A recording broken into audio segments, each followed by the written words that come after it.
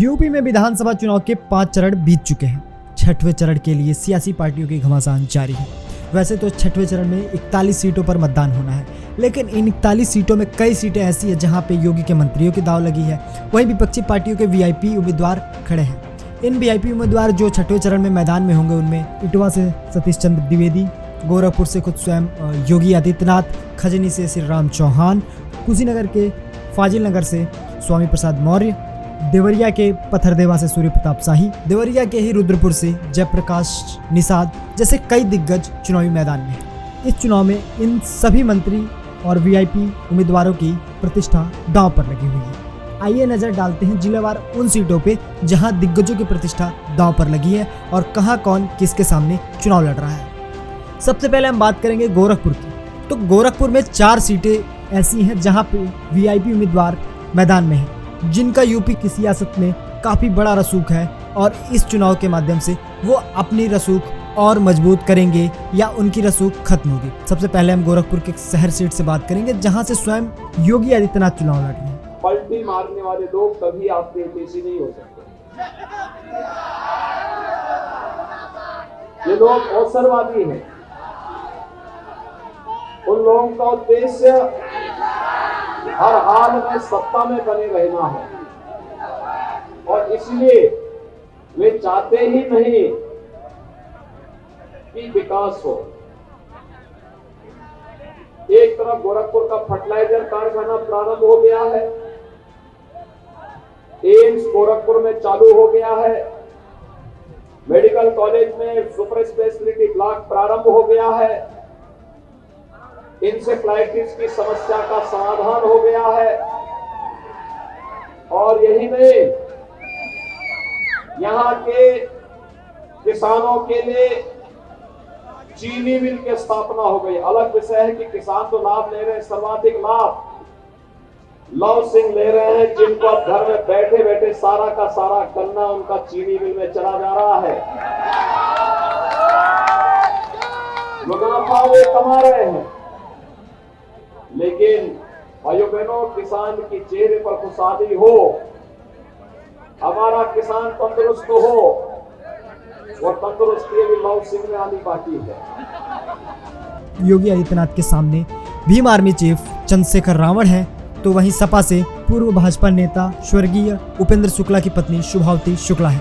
अब बात करेंगे गोरखपुर के खजनी विधानसभा की। खजनी विधानसभा सीट से गोरखपुर के राज्य मंत्री दर्जा प्राप्त श्री राम चौहान मैदान में है। वैसे तो श्री राम चौहान पहले खजनी के बगल के ही सीट से चुनाव जीते थे, लेकिन इस बार श्री राम चौहान खजनी से चुनाव लड़ते आएंगे। वहीं हम खजनी से आगे बढ़े, गोरखपुर के तीसरी वीआईपी सीट की बात करें तो वो तीसरी वीआईपी सीट चिल्लूपार सीट है। वैसे तो चिल्लूपार विधानसभा सीट काफी चर्चे में रही है। ये सीट हरिशंकर तिवारी परिवार और मुक्तिधाम वाले बाबा राजेश त्रिपाठी के लिए जानी जाती है। इस सीट पर दशकों से हरिशंकर तिवारी परिवार का कब्जा रहा है, लेकिन इस बार हरिशंकर तिवारी का परिवार साइकिल के चुनाव निशान पर मैदान में है। वहीं सामने भाजपा के प्रत्याशी राजेश त्रिपाठी से सीधा मुकाबला हो रहा है। अब बात करेंगे गोरखपुर से ही आने वाले कैंपियरगंज विधानसभा सीट से। कैंपियरगंज विधानसभा सीट से पूर्व मुख्यमंत्री वीर बहादुर सिंह के बेटे फतेह बहादुर सिंह मैदान में है, जहां उनका सीधा सामना समाजवादी पार्टी के काजल निषाद से होने वाला है। अब हम गोरखपुर से आगे बढ़ के देवरिया चलते हैं। देवरिया में जानेंगे कि किन विधानसभा सीटों पर कांटे की टक्कर है और कहां किन वीआईपीओं की आपस में लड़ाई है। अगर हम देवरिया की बात करें तो देवरिया में पथरदेवा विधानसभा सीट काफी कांटे की टक्कर होने वाली है, क्योंकि यहाँ पे योगी सरकार के मंत्री सूर्य प्रताप शाही का मुकाबला सरकार में मंत्री रह चुके ब्रह्माशंकर त्रिपाठी का है। पथरदेवा से ब्राह्मण बाहुल्य माना जाता है, लेकिन शाही का यह गढ़ होने के कारण यहाँ मुकाबला सीधा समाजवादी पार्टी और भारतीय जनता पार्टी के बीच में होने वाला है। अब बात करेंगे देवरिया के दूसरे वीआईपी सीट की। तो देवरिया की दूसरी वीआईपी सीट रुद्रपुर की सीट है, जहां पे भाजपा के राज्य मंत्री जयप्रकाश निषाद का सामना समाजवादी पार्टी के रामभुआल निषाद से होने वाला है। रुद्रपुर निषाद समुदाय के लिए काफी अहम माना जाने वाला सीट है, तो यहाँ पे समाजवादी पार्टी का सीधा मुकाबला भारतीय जनता पार्टी के राज्य मंत्री से होगा। वहीं अब हम आगे कुशीनगर की ओर बढ़ेंगे, तो कुशीनगर की फाजिल नगर सीट काफी चर्चे में है, क्योंकि यहाँ से भारतीय जनता पार्टी छोड़कर आने वाले कद्दावर नेता स्वामी प्रसाद मौर्य चुनाव लड़ रहे हैं। किसी ने धोखा दिया है तो यही भारतीय जनता पार्टी है जिसने धोखा देने का काम किया। इसलिए 75,000 शिक्षक भर्ती में आवश्यक घोटाले को ठीक करके अपराधियों को चिन्हित करने का भी फैसला समाजवादी सरकार ने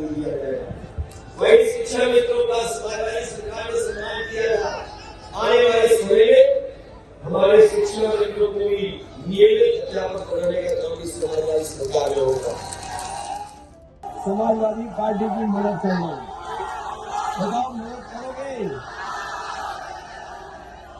हमारे पहले विधायक भी रहे परवेज संकी जी, और बहुत से लोगों ने आवेदन किया था।